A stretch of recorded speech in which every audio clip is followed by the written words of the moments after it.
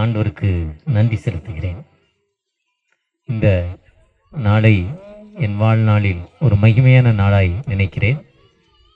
ஒருவேளை உங்களுடைய பெயர், நம்முடைய பெயர் சிப்சி இன மக்கள்னு சொல்லுவாங்க. நான் சிப்சி இன மக்கள்னு சொல்லுவாங்க. நான் என்எம்எஸில் நேஷ்னல் மிஷனரி சொசைட்டி ஆஃப் இந்தியாவில் ஹானரி ட்ரெஷராக இருக்கிறேன். 250 மிஷனரிகள் இருக்காங்க. அதில் ஷீலாங்கிற ஒரு அம்மா வேலூர் பகுதியில் கொங்கராயம்பேட்டையில் அந்த அம்மா என்எம்எஸ் மிஷனரியாக நமது இனத்து மக்கள் பணி செய்கிறாங்க. 35 வருடங்களாக பண்பு சகோதரியை பற்றி சொல்கிறப்போ ஒரு டே கேர் சென்டர், அதே மாதிரி அவங்க டே கேர் சென்டர், பிள்ளைகளுக்கு டியூஷன் சென்டர், பிள்ளைகளுக்கு படிக்கிறதுக்கு வசதி. இப்போ ஒரு பையன் 10th 8th 10th படித்தோன்னே நேஷ்னல் லெவலில் குத்துச்சண்டை வீரர் ஆகிட்டார். இன்னும் கொஞ்சம் நல்லா படிச்சிங்கன்னா ஐஏஎஸ் ஐபிஎஸ் நிச்சயமாக என்ன பண்ண முடியும், டாக்டர் போக முடியும். அப்போ நம்ம வாழ்க்கை தரத்தை உயர்த்ததுக்கு அன்பு சகோதரியை போல், அன்பு பாஸ்டை போல் மக்கள் நம்ம மத்தியில் வந்து வேலை செய்கிறாங்க. அப்போ நீங்கள் என்ன பண்ணணும், உங்கள் பிள்ளைங்கள ஸ்கூலுக்கு அனுப்பணும். ஸ்கூலுக்கு என்ன பண்ணணும், போக மாட்டேங்க என்ன பண்ணணும், பெரம்ப கையாடாதவன் மகனை பகைக்கிறான், கம்பெடுத்து அடித்து என்ன பண்ணணும், ஸ்கூலுக்கு கண்டிப்பாக அனுப்பணும். அனுப்புகிறப்போ நமது பிள்ளைகள் படிக்கிறப்போ அந்த சமூகத்தில் நம்ம பிள்ளைகள் உயரும். படிக்கலைன்னா எப்படி இருப்பேன்னா இப்படி தான் இருப்போம். படித்தாதான் அவங்க வாழ்க்கை தர என்ன அவங்க காலங்கள் மாறும். அப்படியே அவங்களுடைய பிள்ளைகளுக்கு வாழ்க்கை தர என்ன ஆகிடும், ஹைஃபையாக மாறிடும். 2013-14 வந்தேங்கிறாரு பாஸ்டர். இப்போ ஓரளவுக்கு சின்ன சின்ன வீடு வந்திருக்கு. ஆனால் இதே இது 10 வருஷத்தில் நிலைமை எப்படி மாறணும், வேற மாறணும். பொதுவாக இயேசு கிறிஸ்து உலகத்திற்கு வந்தது மதத்தை ஸ்தாபிப்பதற்கு அல்ல, மதத்தை உருவாக்குவதற்கு அல்ல, மக்களுடைய வாழ்க்கை தரத்தை மாற்றுவதற்காக வந்தார். அப்படி எப்படி மாற்றுறாருன்னா, நம்மளை மாதிரி ஒரு சகோதரி ஒரு மீஞ்சூர் பஸ் ஸ்டாண்டில் ஒரு ஆப்பிள் விற்றுக்கிட்டு இருக்காங்க. மீஞ்சூர் ரயில்வே ஸ்டேஷன் தானேன்னா ஒருத்தர் வேனில் ஆப்பிள் விற்கிறார். ஒரு வேன் ரொம்ப நாளாக நிற்கிது. இன்றைக்கி நிறைய பழம் வச்சுருக்கிறார், பார்த்துக்கிட்டே வந்தேன். ஏதோ பழம் விற்கிறார். இதே மாதிரி அங்கே ஒரு சகோதரி ரயில்வே ஸ்டேஷன் விட்டு வெளியே வரப்போ பழம் விற்கிது. அது கொஞ்சம் மாற்றுத்திறனாளி, நடக்க முடியாத ஒரு சகோதரி. அது நடந்து வர்றப்போ அங்கேருந்து ஒருத்தர் ட்ரெயினுக்கு வேகமாக ஓடுறாரு. ட்ரெயின் பிளாட்ஃபார்முக்குள்ளே வந்துக்கிட்டு இருக்கு. அதை விட்டுட்டு அடுத்து 20 நிமிஷம் கழிச்சு தான் ட்ரெயின். அந்த ட்ரெயினில் போய் அவர் 1 மணி நேரத்தில் ஏர்போர்ட் போய், ஏர்போர்ட்டில் அவர் சொன்ன மாதிரி ஃப்ளைட்டில் போனவர். ஏர்போர்ட்டில் ஒன்னவர் டைம் ஆகிக்கிட்டு இருக்கு. ட்ரெயின் உள்ளே வந்துட்டு இருக்கு. முந்தின ஸ்டேஷன் வந்துட்டு கேட்லாம் போட்டாங்க. வேகமாக போகிறவர் என்ன பண்ணுறார், அந்த பழம் விற்கிற அம்மாவுடைய கூடையை தட்டிட்டார். கீழே விழுந்துருச்சு. அந்த அம்மா ஒரு மாற்றுத்திறனாளி, முடியாத ஒரு அம்மா, நமது இனத்தை சேர்ந்தவர். ஐயோ என் பழத்தை தட்டிட்டார், என் பழத்தை தட்டிட்டான்னு அந்த அம்மா சத்தம் போடுது. சத்தம் போடுறப்போ அவர் கீழே இருக்க பழத்தெல்லாம் எடுக்கிறாரு. ஒரு 50 ஆப்பிள் பழம் இருக்கும். அதில் 10 நசுங்கி போச்சு. ஒரு 40 ஆப்பிள் பழம் தேறிச்சு. 40 எடுத்து அம்மாட்ட கொடுத்துட்டு ஒரு 50 பழத்துக்கான பணத்தை கொடுத்துட்டு போகிறார். 50 பழங்கிறது ஒரு 10 கிலோ. 1 கிலோ 150 ரூபா, ஒரு 2000 ரூபா அந்த அம்மா கையில் கொடுத்துட்டு ஓடுறார். திரும்ப ட்ரெயினுக்கு ஓடுறப்போ அந்த அம்மா அந்த காசை வேகமாக எண்ணுது. 500 ரூபா நோட்டு, 4 நோட்டு. திரும்ப சத்தம் போடுது, ஐயா ஐயா வா வான்னு திரும்ப சத்தம் போடுது. அவருக்கு ஒன்றுமே புரியல. மொத்ததன் விலையே 1000 ரூபா 2000 ரூபா கொடுத்துட்டேமா, அந்த பொண்ணு ஏன்னும் சத்தம் போடுதுன்னு தெரியாமல் திரும்ப வர்றாரு. அப்போ அந்த பொண்ணு கேட்குது, நீங்கள் யார், நீங்கள் யார்? அவர் யாருன்னு சொல்லி அந்த அம்மா என்ன பண்ண போகுது, ஒன்றும் சொல்ல போகிறதில்ல. அப்போ அந்த அம்மா திரும்ப நீங்கள் யார்? அவருக்கு ஒன்றுமே புரியல. ட்ரெயின் பிளாட்ஃபார்முக்குள்ளே வந்துக்கிட்டு இருக்கு, ஓடணும். அந்த ட்ரெயினை பிடிக்கலன்னா ஃப்ளைட்டை விட்டுருவார், டெல்லிக்கு போகணும். என்ன செய்யுதுன்னு தெரியல. அப்போ அந்த அம்மா கேட்குது, நீங்கள் இயேசுவா? இவ்வாறு ஜீசஸ், நீங்கள் இயேசுவா? அந்த அம்மாவுக்கு ஒன்றுமே புரியல. நான் இயேசுவா? ஏன்னா இயேசுங்கிற நபர் யார் பரிதபிக்கிறாங்களோ, யார் கைவிடப்பட்ட நிலையில் இருக்காங்களோ, யார் துக்கத்தின் நிலைமையில் இருக்காங்களோ அவர்களுக்கு உதவி செய்வதற்காக இந்த உலகத்திற்கு வந்தார். இருளில் வாழும் ஜனங்கள் பெரிய வெளிச்சத்தை காண்பதற்காக இந்த உலகத்திற்கு வந்தார். இருளான வாழ்வு உங்கள் வாழ்வு, ஒரு நிலையான வீடு இல்லை, நிலையான வாழ்வு இல்லை. நம்மை பற்றி சொல்கிறப்ப தப்பாக மக்கள் பேசிக்கொண்டே இருக்கிறாங்க. அவங்க திருடுறவங்க, பொய் சொல்கிறவங்க, ஏமாத்துறவங்கன்னு. ஆனால் நம்ம இந்த ஒரு மணி விற்று ₹1 ₹2 கிடைக்கும், ₹5 விற்கிறோம், நம்ம என்ன லைஃப் முன்னேறி இருப்போம். ஆனால் நம்ம மக்கள் இப்படி சிந்திக்கிற நிலைமையில் இருக்கிறப்போ நம்முடைய வாழ்விற்காக ஏசாயா 25:4 சொல்லுது, கொடுமையான சீரல் மதிலை மோதியடிக்கிற வெள்ளத்தை போல் ஏழைகளுக்கு பலன், திக்கற்ற மக்களுக்கு வாழ்வு கொடுப்பதற்காக இயேசு கிறிஸ்து உலகத்திற்கு வந்தார். இருதயம் நறுங்குண்ட மக்களுக்கு விடுதலை கொடுப்பதற்காக வந்தார். அதுதான் லூக்கா 4:17-18 சொல்லுது. அதுதான் அன்பு சகோதரி, இந்த பகுதியில் இந்த மக்களோடு வந்து இந்த மக்களை நம்மை இனம் புரிந்து கொண்டு நமக்கு ஒருவேளை உணவு கொடுக்குறாங்க. அது மட்டும் இல்ல, நம்ம பிள்ளைகளுக்கு என்ன சொல்லி கொடுக்குறாங்க? எஜுகேஷன், கல்வி சொல்லி கொடுக்குறாங்க.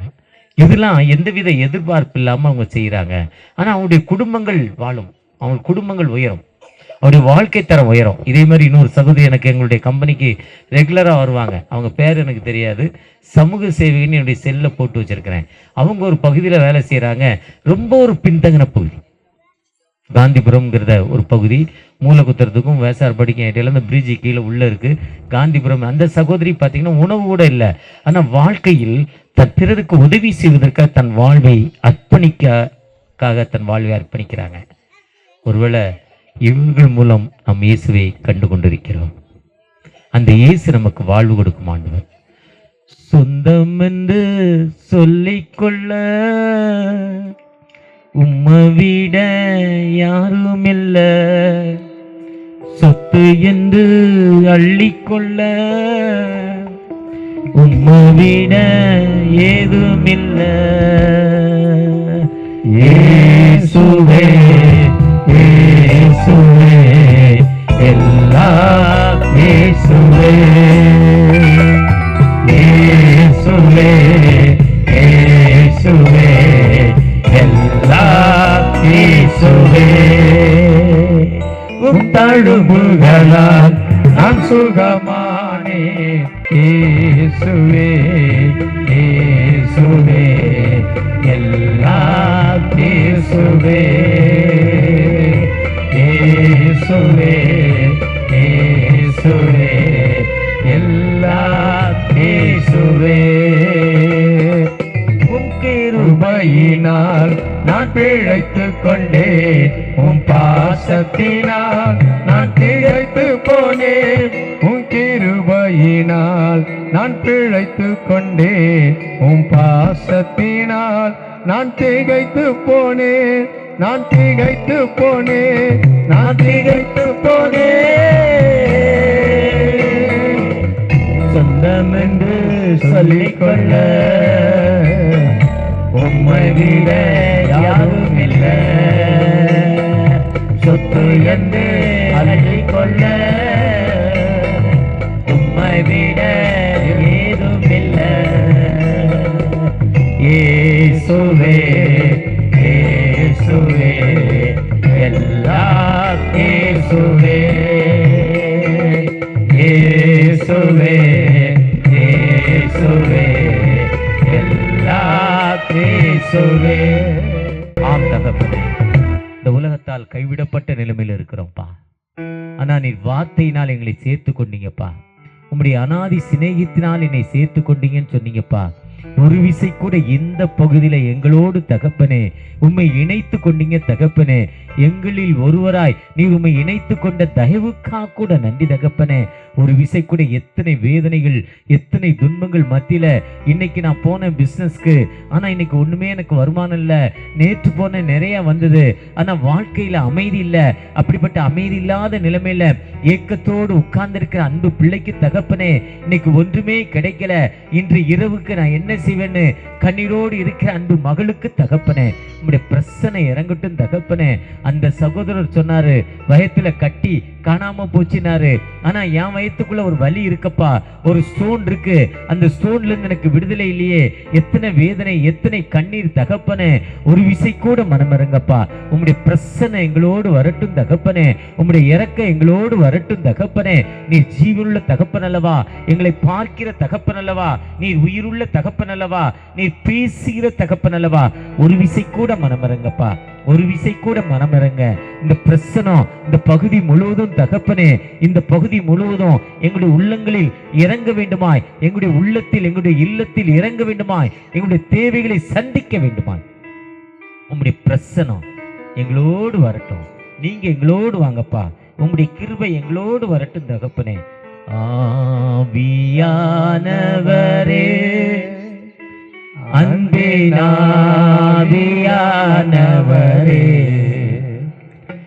இப்போ வாரும், இறங்கி வாரும் எங்கள் மத்தியிலே. இப்போ வாரும், இறங்கி வாரும் எங்கள் மத்தியிலே. உளையான சேற்றினிலே தூக்கி எடுத்தவரே, உளையான சேற்றினிலே தூக்கி எடுத்தவரே, பாவம் கழுவி தூய்மையாக்கும் இந்த வேளையிலே, என் பாவம் கழுவி தூய்மையாக்கும் இந்த வேளையிலே. ஆவியானவரே, அன்பின் ஆவியானவரே, இப்போ வாரும், இறங்கி வாரும் எங்கள் மத்தியிலே. இப்போ வாரும், இறங்கி வாரும் எங்கள் மத்தியிலே. பத்ம தீவினிலே இறங்கி வந்தவரே, தீவினிலே இறங்கி வந்தவரே, என்னையும் தேற்றியாற்றவாரும் இந்த வேளையிலே, என்னையும் தேற்றி ஆற்றவாரு இந்த வேளையிலே. ஆவியானவரே, அன்பின் ஆவியானவரே, இப்போ வாரும், இறங்கி வாரும் எங்கள் மத்தியிலே.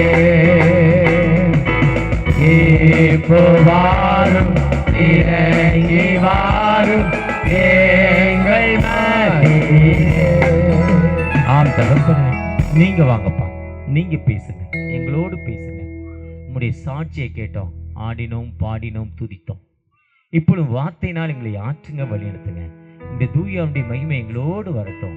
வாரும் பரிசுத்த ஆவியானவரே, உம்மை விசுவாசிக்கிற எங்கள் நெஞ்சை நிரப்பி அன்பின் தீயை மூட்டியருளும்.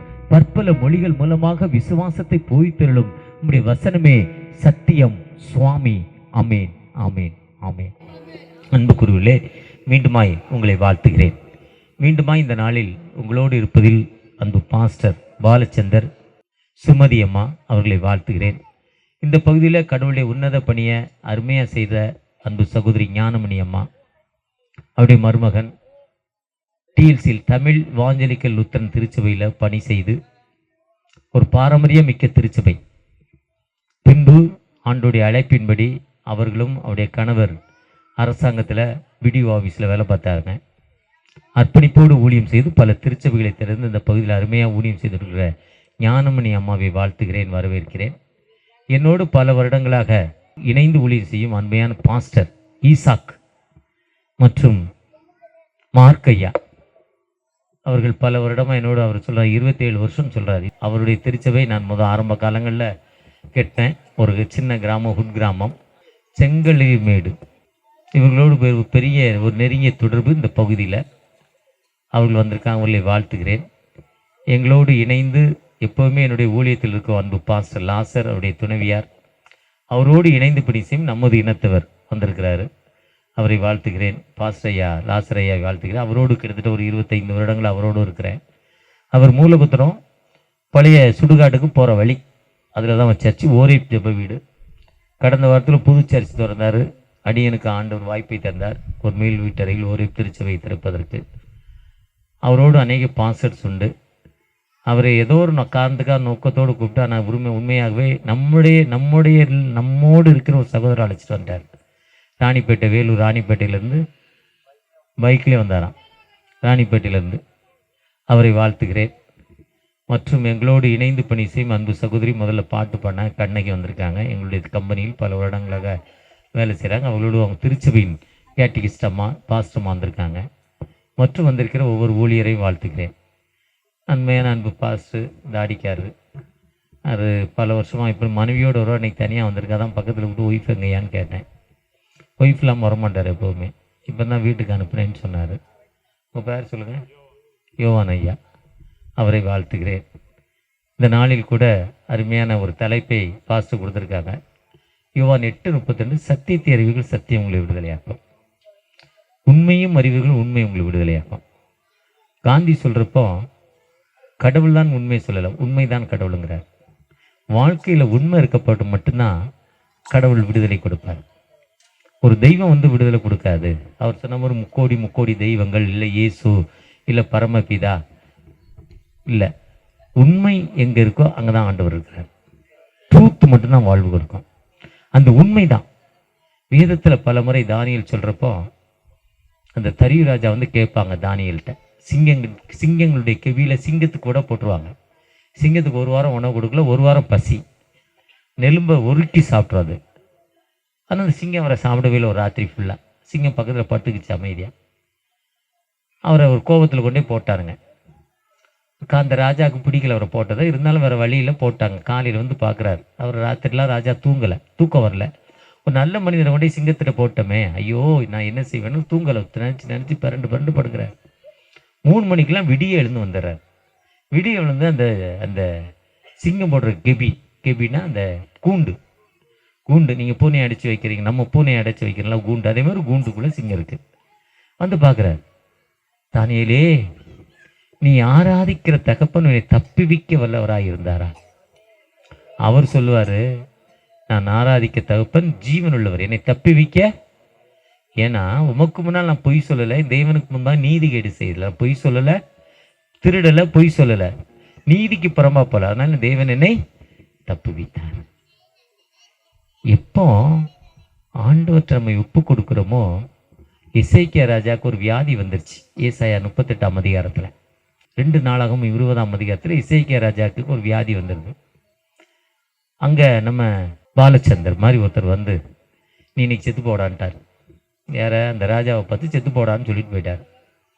அவர் ஜெபம் பண்ணார், கடவுள் போய் சொல்கிறா அவன் செத்து போவான்னு சொல்லிட்டுன்ட்டார். ஸோ அவர் வந்து செத்து போன்னு சொல்லிட்டு இங்கேருந்து அந்த உங்கள் வீடெல்லாம் நம்ம வீடெல்லாம் தாண்டி அவ்வளோ தூரம் போகிறார். அவர் அழுகுறா, எப்பா நான் உமக்கு முன்னால் நல்லவனாக இருந்தால, நீதிமானாக இருந்தால, பொய் சொல்லல, எனக்கே சாவு கொடுக்குறேன்னு ஜெபம் பண்ணான். ஜெபத்தை கேட்ட ஆண்டவர், எப்பா போய் அவன் சாகலை, அவனுக்கு 15 வருஷத்தை எக்ஸ்டெண்ட் பண்ணுறீங்க. எத்தனை வருஷம்? 15 வருஷம். பொதுவாக நம்ம ஆண்டவர் எப்போவுமே அதுதான் உண்மை. அவர் சொல்கிறார், நமக்கு முன்னால் உண்மையாக இருந்தேன், நீதிமானாக இருந்தேன். ஒருவேளை இந்த இடத்துல சத்தியத்தை அறிவுகள் சத்தியம் உங்களை விடுதலையாக்குன்னு சொல்கிறாருன்னா, அந்த அம்மா தவறு பண்ணிட்டாங்க.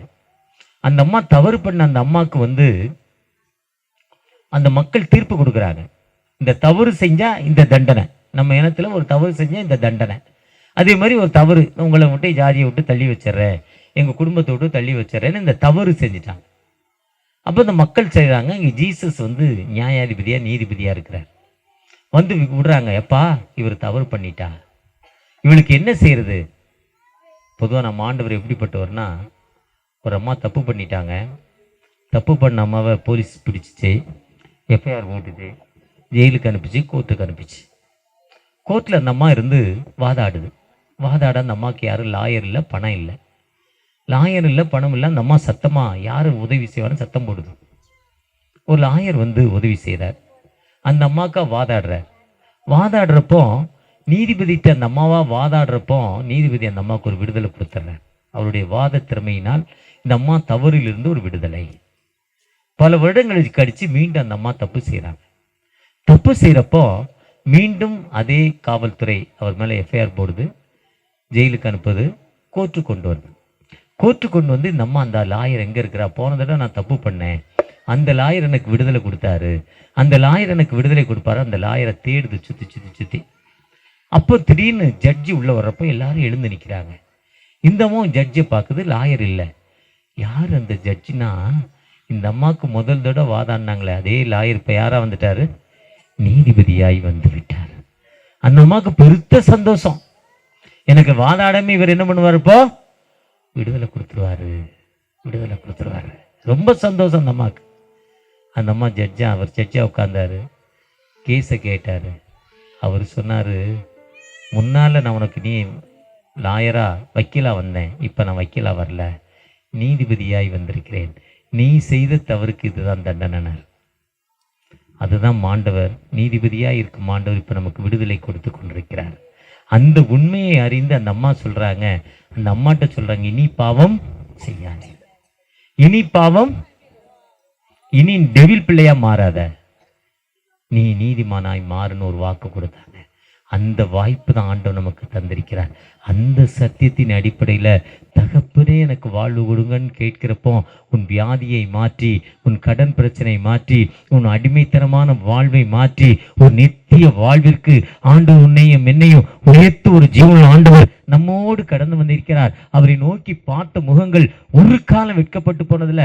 தகப்பனே நீ மன்னிங்க, எனக்கு விடுதலை கொடுங்க, என்னை ஆசீர்வதிங்க, எனக்கு வாழ்வு கொடுங்கன்னு கேட்கிறப்போ நிச்சயமாக உங்களுக்கு எனக்கு வாழ்வு கொடுக்க ஒரு ஆயத்தமுள்ள தகப்பன் ஜீசஸ். அதுதான் அன்பு சகோதரி மூலம் நமக்கு வந்திருக்காங்க, அன்பு சகோதரர் பாலச்சந்தர் மூலம் வந்திருக்காங்க, அன்பு சகோதரர் ஞானமணி அம்மா மூலம் வந்திருக்காங்க, அன்பு சகோதரர் இங்கே பணி செய்கிற நம்முடைய இனத்தவர் இவர் மூலம் இயேசு வந்திருக்கிறார். நீ போய் சொல்லுப்பா இயேசுவை, ஒன்றும் இல்லாமல் உன்னை வானத்தில் பறக்க விட்டுருக்கேன், உனக்கு வாழ்வு கொடுத்துருக்கேன், நீ போய் என் மக்களுக்கு பயப்படமா சாட்சி சொல்லுங்கிறார். அந்த ஆண்டவர் நம்மோடு கடந்து வந்திருக்கிறார். அந்த ஆண்டவத்தை இங்கே கேட்கிறப்போ உன் தொல்லைகள், உன் கஷ்டங்களை மாற்றி நிச்சயமாகவே வாழ்வு கொடுக்கும் ஒரு ஜீவனுள்ள ஆண்டவர் நம்மோடு கடந்து வந்திருக்கிறார். ஒரு மனிதன் இல்லை, ஜீவனுள்ள தகப்பனை அவரை நோக்கி பார்க்கிறப்போ, சின்னம் சிறு வயதில் என்னை குறித்து விட்டார், தூரம் போயினும் கண்டு கொண்டார், சின்னஞ்சிறு வயதில் என்னை குறித்து விட்டார், தூரம் போயினும் கண்டு கொண்டார், தமது ஜீவனை எனக்கு அளித்து ஜீவன் பெற்றுக்கொள்ளேன் உரைத்தார், தமது ஜீவனை எனக்கு அளித்து ஜீவன் பெற்றுக்கொள்ளேன் உரைத்தார். ஆனந்தமே பரமானந்தமே இது மாபெரும் பாக்கியமே, ஆனந்தமே பரமானந்தமே இது மாபெரும் பாக்கியமே, இந்த சூழ்நிலையும் அவர் அன்பிலிருந்து என்னை பிரிக்காது காத்துக் கொள்வார், எந்த சூழ்நிலையும் அவர் அன்பிலிருந்து என்னை பிரிக்காது காத்துக் கொள்வார், என்னை நம்பி அவர் தந்த பொறுப்புதனை ஆனந்தமே பரமானந்தமே இது மாபெரும் பாக்கியமே, ஆனந்தமே பரமானந்தமே இது மாபெரும் பாக்கியமே, இந்த வாதளத்தை சொந்தக்காரவர் எங்கள் உள்ளத்தில் சொந்தமானார், இந்த பாதளத்தை சொந்தக்காரவர் எங்கள் உள்ளத்தில் சொந்தமானார்.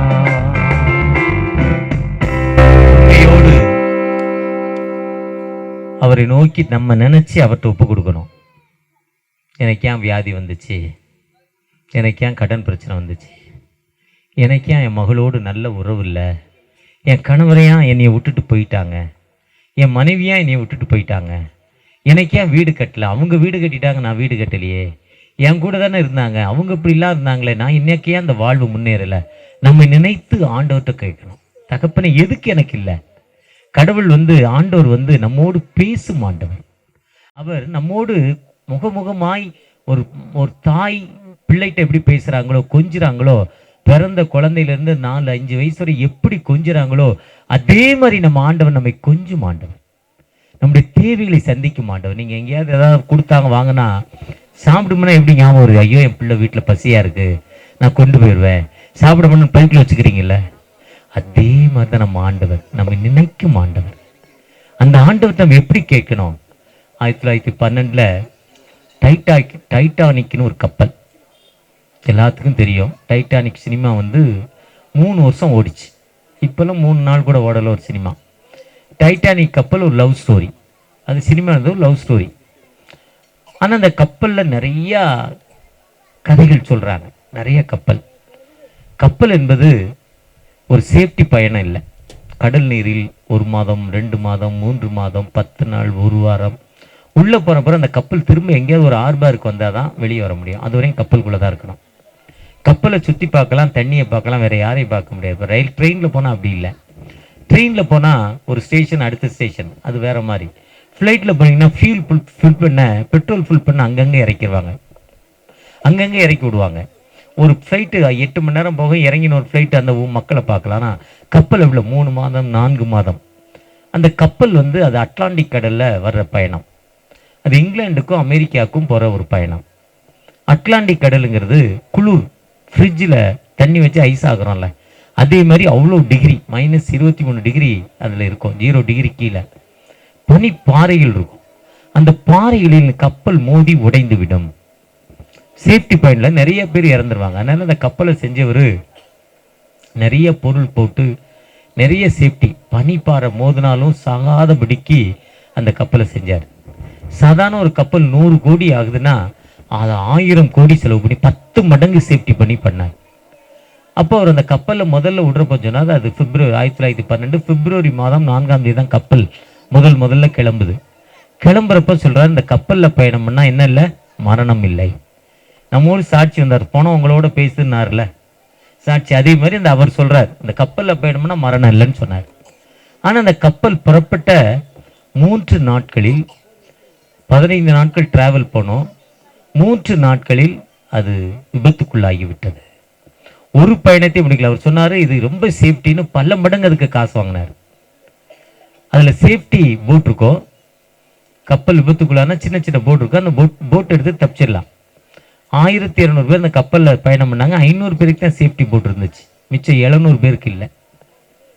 அதில் ஒரு வயதான பெரியவர் தண்ணிக்குள்ளே விழுறாரு. அந்த தண்ணியில் விழுந்தோன்னா தண்ணி ஐஸு, இவர் பிளட்டு ஓடாது, ரத்தம் நின்றோம், அவ்வளோ ஐஸு. அதனால நிறைய பேர் செத்து போனாங்க. இவரும் மறித்து விட்டோம் என்று நினைத்தால் அதிகாலை 2 மணிக்கு இந்த விபத்து ஏற்படுது. அவர் 4 மணிக்கு தண்ணிக்குள்ள விழுந்து நம்ம இறந்துட்டோம்னு நினைக்கிறார். 4:05க்கு தண்ணிக்கு மேலே வர்றாரு. ஒரு பலகை கிடைக்கிது, அந்த பலகையில் பிடிச்சு அந்த பலகையில் படுத்து அந்த ஐஸ் வாட்டரில் எப்படியோ தப்பி கரைக்கு சேர்ந்து விட்டார். எப்படி கரைக்கு சேர்ந்தீங்க என்ன அவர்கிட்ட பின்னால் கேட்குறாங்க, நீங்கள் மட்டும் எப்படிங்க படைச்சிங்கிறப்போ அவர் சொல்கிறாரு, என் மனைவி தினமும் காலை 4லிருந்து 5 வரை ஜெபிக்கிற ஒரு சகோதரி. 4லிருந்து 5 வரை அவங்க ஜெபிச்சுக்கிட்டு இருப்பாங்க.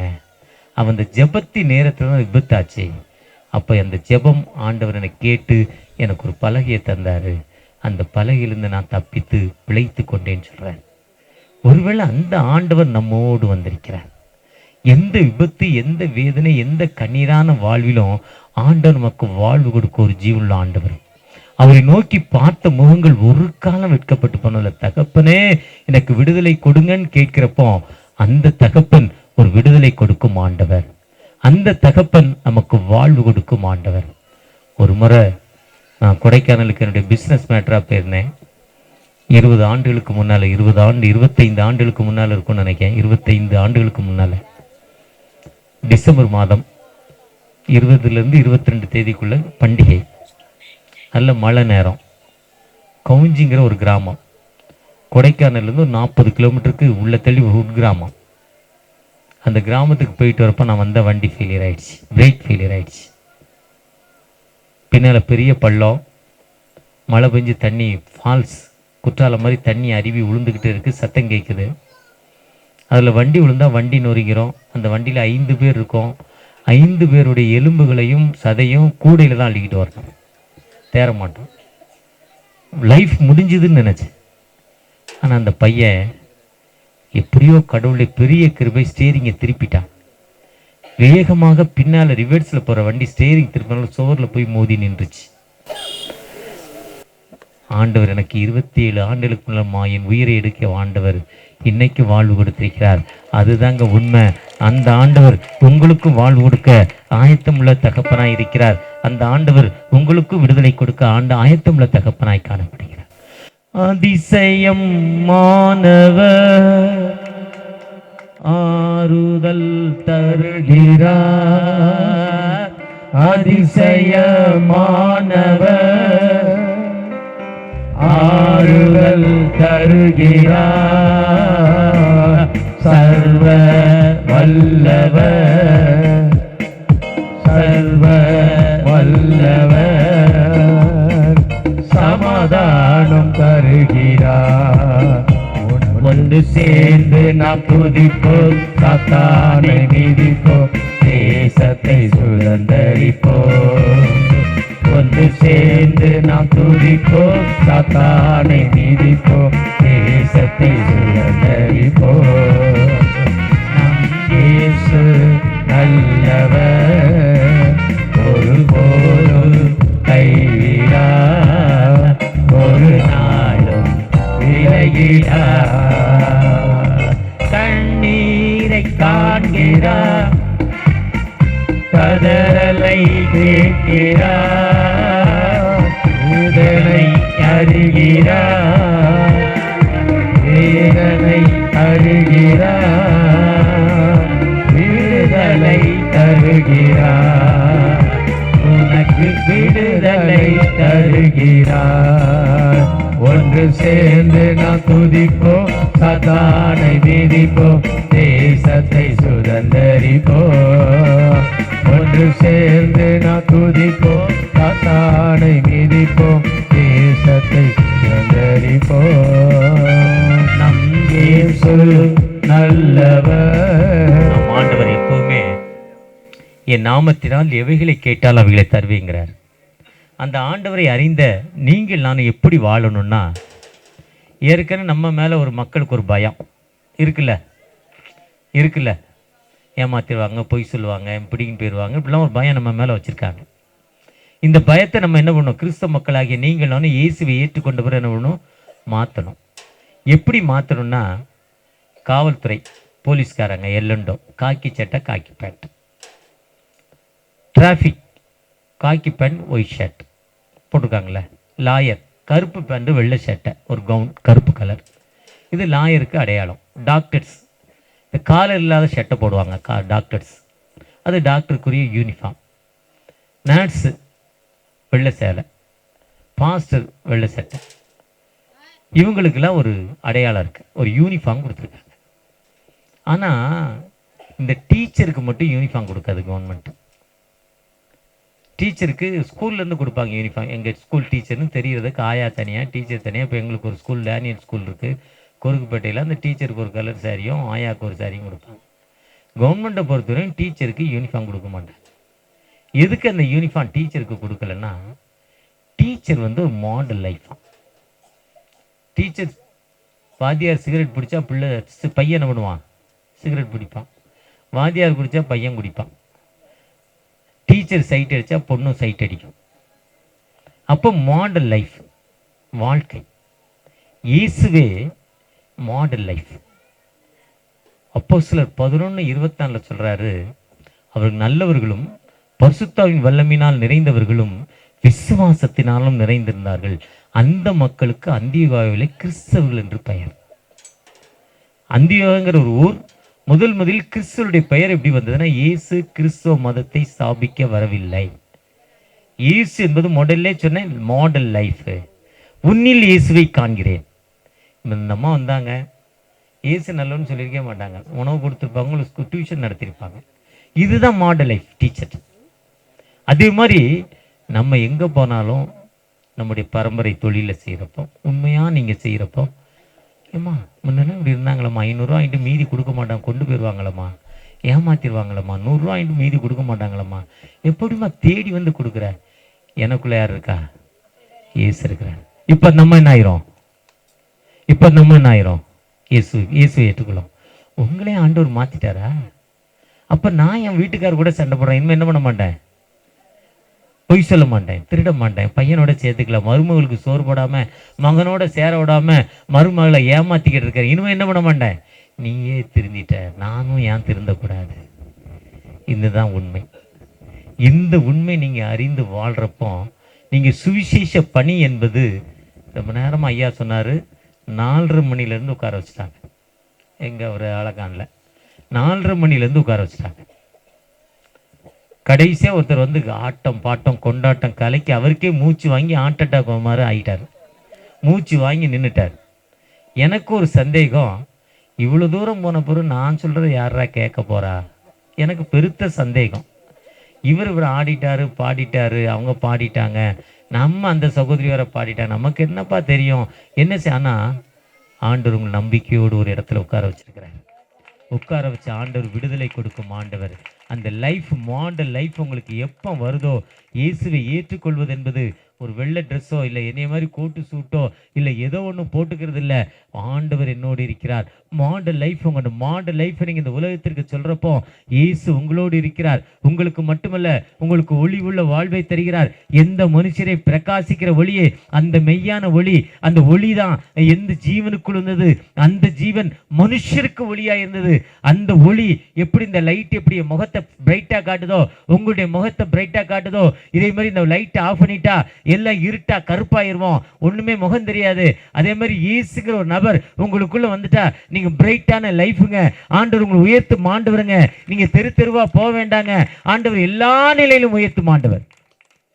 அந்த மாடல் லைஃப் உங்களுக்குள்ள வந்துருச்சுன்னா, ஒரு மனிதர் சூடான் நாட்டில் நடந்த சம்பவம். ஒரு மனிதன் ஆடு மேய்ச்சார். 5000 ஆடு, சூப்பர் ஆடு. அதில் ஒரு மனுஷன், என்னை மாதிரி ஒரு மனுஷன் போனார். கூப்பிட்டு, 5000 ஆடு வச்சுருக்கடா, பார்க்க அழகாக இருக்குது, எனக்கு ஆட்டுக்கறி ரொம்ப பிடிக்கும், அதனால் நீ என்ன பண்ணு, ஒரு ஆட்டை எனக்கு காசு கொடு, காசு தரேன். நோ சார்ண்ணா வேலைக்காரன். எப்பா 500 ரூபா ஆடு, 1000 ரூபா தரேன். நோ சார், தர முடியாது. இதில் அந்த சொன்னவர் கூட ஒரு வேலைக்காரன் போய் தான் இதை வீடியோ எடுத்துக்கிட்டே இருந்தான். இப்போ இவர் பாடினதை அவர் வீடியோவில் ரெக்கார்ட் பண்ணியிருக்கார், நீங்கள் ரெக்கார்ட் பண்ணியிருக்கீங்க. இன்றைக்கி அட்வான்ஸ் டெக்னாலஜி இதேமாதிரி ஆயிடுச்சு. அதே மாதிரி அவன் பார்த்துக்கிட்டே இருந்தான் அந்த வீடியோவை. தான் பிடிச்சிக்கிட்டே இருக்கிறேன். அவன் கேட்குறேன், 1000 ரூபா தான் ஆடு, 5000 ரூபா தர இல்லை சார், நீங்கள் 1 லட்சம் 10 லட்சம் கொடுத்தாலும் தர முடியாது. ஏன்னா இந்த முதலாளி எங்கே இருக்கார் எனக்கு தெரியாது, நான் முதலாளியை பார்க்கல. எனக்கு ஒரு மாதத்திற்கு 2000 ரூபா தான் சம்பளம். ஆடு மேய்க்கிறதுக்கு எவ்வளோ சம்பளம்? ஆனால் இந்த 5000 ஆட்டை என்கிட்ட நம்பி கொடுத்துருக்குறாரு. அவருக்கு நான் என்ன பண்ண மாட்டேன், துரோகம் பண்ண மாட்டேன், உண்மையாக இருப்பேன், நான் கொடுக்க முடியாதுன்னு சொல்லிட்டாரா.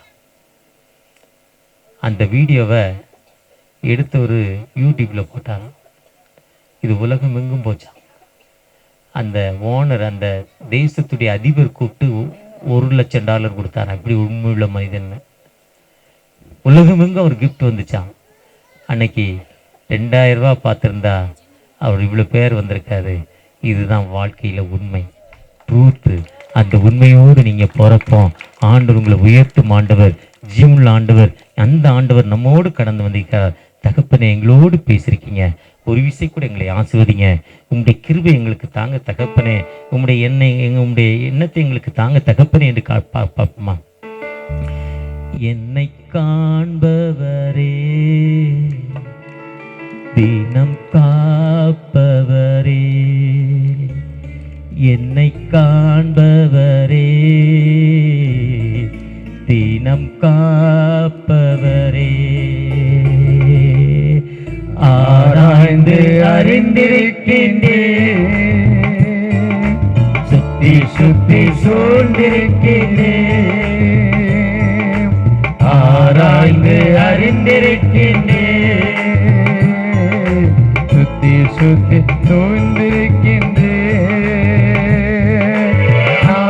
அமர்வதோ நான் எழுவதோ, நான் அமர்வதோ நான் எழுவதோ, நன்றாய் நீ அறிந்திருக்கிறே, என்னை நன்றாய் நீ அறிந்திருக்கின்றே, என்னை காண்பவரே,